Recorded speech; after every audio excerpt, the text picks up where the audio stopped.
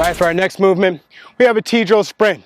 All right, T-drill, a big change of direction assessment drill that you're gonna see in different camps, clinics, even in some pro draft assessment combines.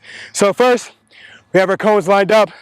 Starting cone, middle cone are two far cones on left and right. Let's go slow motion with this. It's a lot of technique. So we're gonna get out, we're gonna sprint to our first cone.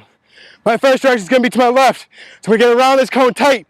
Then we go inside this cone. When I get inside this cone, I'm breaking down my hips, flipping my head, getting all the way around. Sprinting all the way through. Same thing, drop, flip my head, flip my hips, the middle cone, nice and low, finish all the way through. So see that full speed now. Stagger stance to start. I'm here, bam, bam, bam, break down tight, tight. My head's coming around. Every single movement staying tight around that T line. All right? So, sprinting all the way through, dropping our hips, getting low, snapping our head, staying in line, that imaginary line.